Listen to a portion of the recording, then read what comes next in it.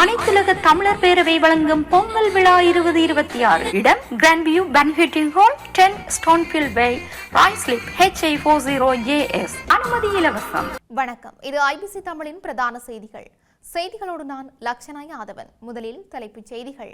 கல்வி சீர்திருத்தத்தை விமர்சிக்கவில்லை, ஹர்சடி சில்வா நாடாளுமன்றத்தில் தெரிவிப்பு.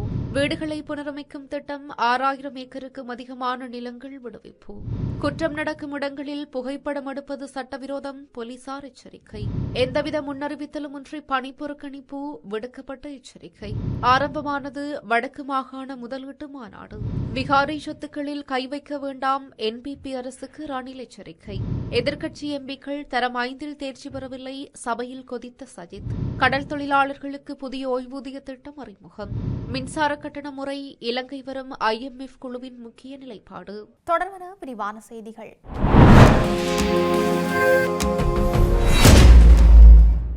கல்வி சீர்திருத்தத்தை தான் விமர்சிக்கவில்லை என்று ஐக்கிய மக்கள் சக்தியின் நாடாளுமன்ற உறுப்பினர் ஹர்ஷடி சில்வா நாடாளுமன்றத்தில் தெரிவித்துள்ளார். சிலர் தேவையில்லாமல் விமர்சித்தாலும் நாங்கள் தொடர்ச்சியாக கல்வி சீர்திருத்தங்களுக்கு ஆதரவு தெரிவித்தோம். ஆனால் இதர பிரச்சினைகள் காரணமாக இதை முன்னெடுத்துச் செல்ல முடியாமல் 1 வருடம் ஒத்திவைக்கப்பட்டது. கல்வி சீர்திருத்தங்களை மேற்கொள்வதற்கான 5 தூண்கள் பற்றி பேசப்பட்டாலும் அவற்றில் 4 குறித்து இதுவரை எந்த விவாதமும் நடைபெறவில்லை.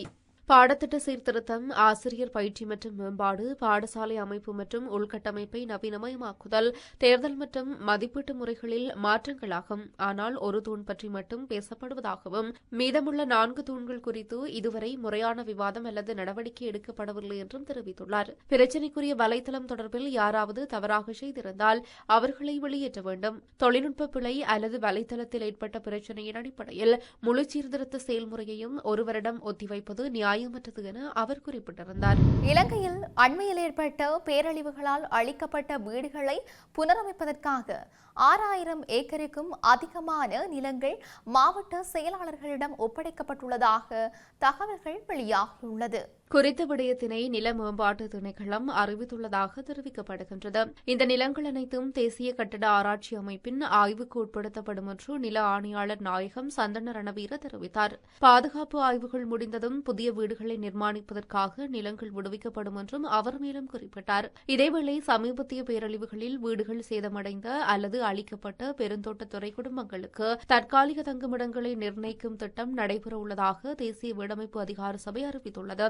அரசாங்கம் அதன் நீண்டகால நிரந்தர வீட்டு திட்டத்தை தொடங்கும் வரை இடைவெளியை குறைக்கும் வகையில் தற்காலிக வீட்டு வசதி திட்டம் அடுத்த சில மாதங்களில் செயல்படுத்தப்படும் என்று அந்த சபையின் தலைவர் அரவிந்த ஸ்ரீநாத் தெரிவித்துள்ளமை குறிப்பிடத்தக்கது.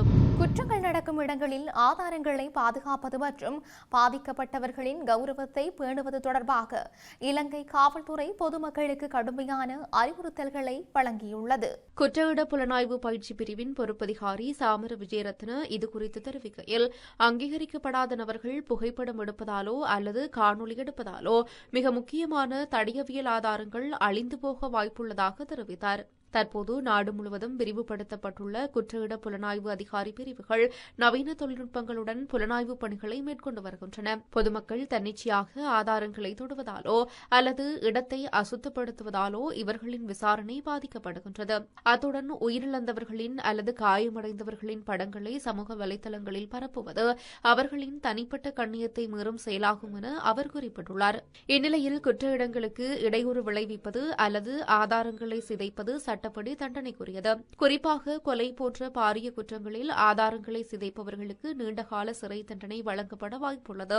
குற்ற இடங்கள் எவ்வளவு குழப்பமாக தோன்றினாலும் புலனாய்வு அதிகாரிகள் வரும் வரை எதையும் மாற்ற வேண்டாம். காவல்துறை அதிகாரிகள் தமது கடமையை செய்ய முழுமையான ஒத்துழைப்பு வழங்க வேண்டும் என அவர் வலியுறுத்தியுள்ளார். அத்துடன் நீதி நிலைநாட்டப்பட வேண்டுமானால் உண்மையான ஆதாரங்கள் சிதையாமல் இருப்பதை உறுதிப்படுத்துவது ஒவ்வொரு குடிமகனின் கடமையாகும் எனவும் அவர் குறிப்பிட்டுள்ளார்.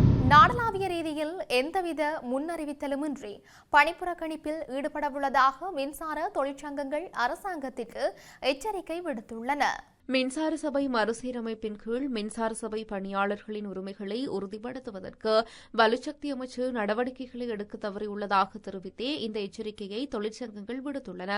பொறியியலாளர் சங்கம், தொழில்நுட்ப பொறியியலாளர் மற்றும் அதிகாரிகளின் சங்கம், போக்குவரத்து ஊழியர் சங்கம், அலுவலக சேவை சங்கம், கூட்டு மின்சார சங்கம், அழைப்பு மைய இயக்குநர்கள் சங்கம் மற்றும் பாதுகாப்பு வலுவூட்டல் மன்றம் உள்ளிட்ட தொழிற்சங்கங்களே போராட்டத்தில் ஈடுபட்டுள்ளதாக அறிவித்துள்ளன. அதேவேளை இலங்கை மின்சார சபையை முற்றாக நீக்குவதற்கான வர்த்தமானி அறிவித்தலில் கையெழுத்திடுவதற்கு சகல ஏற்பாடுகளும் செய்யப்பட்டுள்ளதாக தமக்கு தகவல்கள் கிடைத்துள்ளதாக இலங்கை மின்சார சபை சுதந்திர சேவை சங்கத்தின் பொதுச் செயலாளர் பிரபாத் பிரியந்த தெரிவித்துள்ளார். இந்த வர்த்தமானி அறிவித்தலை வெளியிடுவதை ஒத்திவைக்குமாறு வலுசக்தி அமைச்சரையும் அரசாங்கத்தையும் வலியுறுத்தியதாகவும் மின்சார சபை சங்கத்தின் பொதுச் செயலாளர் குறிப்பிட்டுள்ளார். வட பிராந்தியத்தில் உள்ள முதலீட்டு வாய்ப்புகளை உலகிற்கு திறக்கும் நோக்கில் அரசாங்கத்தால் ஏற்பாடு செய்யப்பட்ட வடக்கு முதலீட்டு உச்சி மாநாடு இன்றைய தினம் ஆரம்பமாகியுள்ளது. உள்ளூர் மற்றும் வெளிநாட்டு முதலீட்டாளர்கள், தொழில் முனைவோர், கொள்கை வகுப்பாளர்கள், மேம்பாட்டு பங்காளிகள் மற்றும் பல பொது மற்றும் தனியார் நிறுவனங்களின் பங்கேற்புடன் ஜனவரி 21ஆம் தேதி மற்றும் 22ஆம் தேதிகளில் யாழ்ப்பாணத்தில் உள்ள திருவள்ளுவர் கலாச்சார மையத்தில் முதலீட்டு உச்சி மாநாடு நடைபெற்று வருகிறது. கைத்தொழில் மற்றும் தொழில் முனைவோர் மேம்பாட்டு அமைச்சர் சுனில் ஹந்துன்னெத்தி தலைமையில் வடமாகாண ஆளுநர், அமைச்சர்கள், வெளிநாடுகளின் தூதுவர்கள், நாடாளுமன்ற உறுப்பினர்கள், வடக்கில் உள்ள 5 மாவட்டங்களின் அரசாங்க அதிபர்கள், முதலீட்டாளர்கள் என பலரும் கலந்து கொண்டனர். அந்நியர் ஆட்சி காலத்தில் கூட பௌத்த மதத்தை பாதுகாப்பதற்கு நடவடிக்கைகள் எடுக்கப்பட்டிருந்த பின்னணியில் தற்போதைய ஆட்சியாளர்கள் அப்பொறுப்பிலிருந்து விலகிக் கொள்ள முடியாது என்று முன்னாள் ஜனாதிபதி ரணில் விக்ரமசிங்க தெரிவித்துள்ளார். காலி பிரதேசத்தில் நடைபெற்ற சமய நிகழ்வொன்றில் கலந்து கொண்டு உரையாற்றும் போதே ரணில் விக்ரமசிங்க இந்த கருத்துக்களை வெளியிட்டார். நாட்டின் ஆட்சியாளர்கள் பௌத்த மதத்தை பாதுகாக்க கடமைப்பட்டுள்ளதாக தெரிவித்த அவர், தற்போதைய ஆட்சியாளர்கள் அப்பொறுப்பிலிருந்து விலகிக் கொள்ள முடியாது எனவும் சுட்டிக்காட்டினார். விகாரைகள் மற்றும் தேவாலயங்கள் சட்டம் நிறைவேற்றப்பட்டுள்ளது. அதற்கமைய விகாரைகளுக்கு சொந்தமானவை விகாரைகளுக்கும், தேவாலயங்களுக்கு சொந்தமானவை தேவாலயங்களுக்கும் உரியனவாகும். நாம் வழங்கும் தங்க நகைகள் அனைத்தும் விகாரைகளுக்கோ அல்லது தேவாலயங்களுக்கோ சொந்தமானவை. அவற்றில் கை வைக்க சென்றால் நாட்டுக்கு என்ன நடக்கும் என்று எனக்கு தெரியாது. 1815ஆம் ஆண்டு இங்கிலாந்தின் 3ஆம் ஜோர்ஜ் மன்னர் பௌத்த மதத்தை பாதுகாப்பதாக பொறுப்பேற்றிருந்தார். அதை ஏற்றுக்கொண்டு மகா சங்கத்தினருடன் இணைந்து இதனை பாதுகாப்பது அனைத்து கட்சிகளினதும் கடமையாகும் என்றும் அவர் குறிப்பிட்டார். சபாநாயகர் ஜகத் விக்ரமரத்ன எதிர்க்கட்சி உறுப்பினர்களை அவமதித்ததாக எதிர்க்கட்சித் தலைவர் சஜித் பிரேமதாச குற்றம் சாட்டியுள்ளார். 5 நாடாளுமன்ற உறுப்பினர்கள் தரம் 5இல் தேர்ச்சி பெறவில்லை என்று ஜகத் விக்ரமரத்ன கூறியதை தொடர்ந்து அவர் இவ்வாறு குறிப்பிட்டார். இன்று நாடாளுமன்றத்தில் உரையாற்றிய சஜித் பிரேமதாச, இதுபோன்ற கருத்துக்கள் நாடாளுமன்ற நடவடிக்கைகளின் போது சக சட்டமன்ற உறுப்பினர்களை பற்றி இழிவான அறிக்கைகளை வெளியிடுவதை தடை செய்யும் நிலையற் கட்டளைகளை மீறுவதாக கூறினார். சபாநாயகரின் கருத்துக்கள் எதிர்க்கட்சியை அவமதிக்கும் செயலாகும் என்றும் நாடாளுமன்றத்தின் ஒழுக்கத்தை சீர்குலைக்கும் செயல் என்றும் அவர் சுட்டிக்காட்டினார். மேலும் எதிர்க்கட்சி நாடாளுமன்ற உறுப்பினர்களின் கல்வி நிலைமை குறித்து அரசாங்கம் கேலி செய்யும் அதே நேரத்தில் 6ஆம் வகுப்பு பாடத்திட்டத்தில் ஆபாசத்தை அறிமுகப்படுத்த முயற்சிப்பதாக அவர் குற்றம் சாட்டியுள்ளமை குறிப்பிடத்தக்கது. கடற்றொழிலாளர்களுக்காக அதிக நன்மைகளை வழங்கக்கூடிய புதிய ஓய்வூதிய திட்டம் ஒன்றை கடற்றொழில் மற்றும் நீரியல் வள திணைக்களம் கமத்தொழில் மற்றும் கமநல காப்புறுதி சபையுடன் இணைந்து அறிமுகப்படுத்தியுள்ளது. கடல் தொழிலாளர்களின் வருமான நிலை மற்றும் விருப்பத்திற்கு ஏற்ப தமக்கான ஓய்வூதிய திட்டத்தை தெரிவு செய்யக்கூடிய வசதி வழங்கப்பட்டிருப்பது இத்திட்டத்தின் ஒரு முக்கிய சிறப்பம்சமாகும். இதன்படி கடல் தொழிலாளர்கள் 60 வயதை எட்டிய பின்னர் மாதாந்தம் 5,000 ரூபாய், 10,000 ரூபாய், 15,000 ரூபாய், 20,000 ரூபாய், 25,000 ரூபாய் அல்லது அதற்கு அதிகமான தொகையை ஓய்வூதியமாக பெறும் வகையில் இந்த திட்டத்தில் இணைந்து பங்களிக்க முடியும்.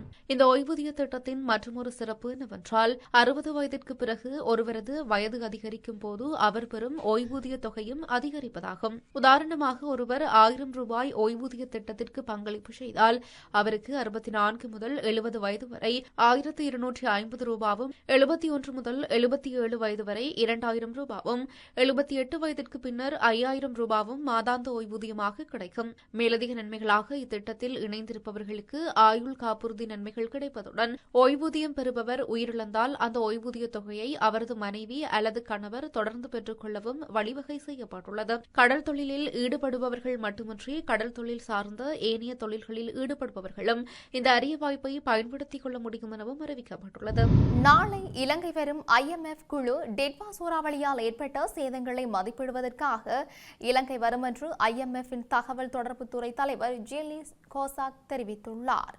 சர்வதேச நாணய நிதியத்தின் தகவல் தொடர்பு தலைவர் யூலி ஹோசாக் ஒரு யூனிட் மின்சாரத்தை உற்பத்தி செய்வதற்கான செலவுக்கு ஏற்ப கட்டண முறையை செயல்படுத்த இலங்கை உறுதி பூண்டுள்ளதாகவும் இது நாட்டிற்கான சர்வதேச நாணய நிதியத்தின் உதவி திட்டத்தின் ஒரு உறுதிப்பாடாகும் என்றும் கூறியிருந்தார். நாட்டின் நிதிநிலைத்தன்மையை உறுதி செய்வதற்கு இதுபோன்ற செலவு குறைந்த கட்டண முறையை செயல்படுத்துவது மிகவும் முக்கியம் என்றும் அவர் தெரிவித்திருந்தார். இது இலங்கை மின்சார வாரியம் இழப்பு இல்லாமல் செயல்பட அனுமதிக்கும் என்றும் அவர் சுட்டிக்காட்டினார். இருப்பினும் நாளை நாட்டிற்கு வருகை தரவுள்ள சர்வதேச நாணய நிதிய குழு இந்த நேரத்தில் இலங்கை உண்மையில் என்ன முன்னேற வேண்டும் என்பதை ஆராயும் என்றும் அவர் கூறியுள்ளார். இதன்படி இந்த குழு இந்த மாதம் 28ஆம் தேதி வரை நாட்டில் தங்கியிருக்கும் என்றும் அவர் கூறியுள்ளார். டெட்வா புயல் காரணமாக ஏற்பட்ட சேதம் குறித்து விசாரணை நடத்தும் குழு சேதம் காரணமாக நாட்டிற்கு வழங்கப்படும் நிதி திட்டத்தின் கொள்கைகளை செயல்படுத்துவதில் உள்ள தடைகள் குறித்து அரசாங்கத்துடன் கலந்துரையாடும் என்றும் ஹோசாக் விளக்கியிருந்தார். டெட்வா சூறாவளியால் ஏற்பட்ட சேதங்கள் குறித்து தெளிவான அறிக்கையை பெறுவதற்காக